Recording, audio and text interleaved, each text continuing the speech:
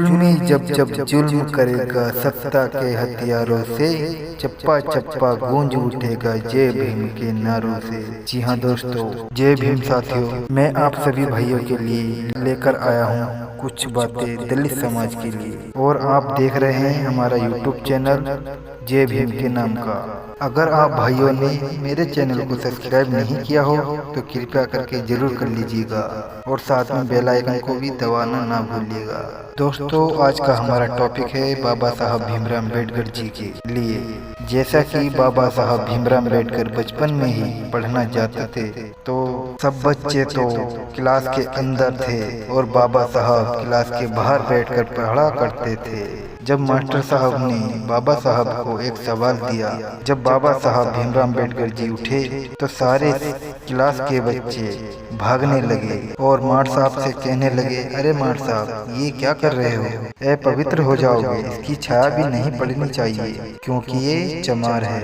और सभी बच्चे अपना भागते हुए अपना लंच बॉक्स उठाने लगे और हमारे खाने पे जरा सी भी छवि पड़ी तो हमारा खाना भी अपवित्र हो जाएगा। एक बार बाबा साहब ने कुएं का पानी पीने के लिए काम क्या कर दिया तो फिर बाबा साहब को इतनी मार पड़ी कि मानो बहुत मार पड़ी। और एक बार बाबा साहब को रिक्शा वाले ने अपनी रिक्शा में बैठने के लिए मना कर दिया और कुछ देर बाद उनसे इतनी विनती करी कि खुद रिक्शा चलवाई और खुद बैठे। फिर भी इतना कुछ होने के बाद भी बाबा साहब ने हार नहीं मानी। मगर जानते हो दोस्तों, समय हमारी परछाई से नहीं हर चीजों से दिक्कत थी। वे लोग अपवित्र हो जाएंगे। और एक तरफ सारे स्कूल में संस्कृत पढ़ाई जा रही थी और बाबा साहब भी संस्कृत पढ़ना चाहते थे, फिर भी उन्हें संस्कृत नहीं पढ़ने दी। क्यों नहीं पढ़ने दी? क्योंकि मास्टर साहब कहते थे कि तू तो चमार है, अछूत है और नीच जाति का है। संस्कृत तो ब्राह्मणों की चीज है, संस्कृत तो ब्राह्मण ही पढ़ सकते हैं। इतनी दिक्कत, इतनी परेशानी उन्हें झेलनी पड़ी। और एक उन्हीं के क्षेत्र में सायाजी महाराज और राजा रहा करते थे। उन्होंने बाबा साहब की बात को समझा कि ये बच्चा बहुत अटक जाएगा। उन्होंने अपनी तरफ से उन्हें 16 सिप दे दी। तो दोस्तों, ये बात आज से बहुत पुरानी है। और दोस्तों, 1908-1909 बाबा साहब ने इंटर तक पढ़ाई करके आए। और दोस्तों, वो भी मुंबई से। वहाँ भी जातवाद छुआछूत ने उनका पीछा नहीं छोड़ा और अपनी स्कॉलरशिप लेकर चल गया यूरोप। वहाँ पर कोलंबिया में जाकर यूनिवर्सिटी में पीएचडी तक पढ़ाई करी।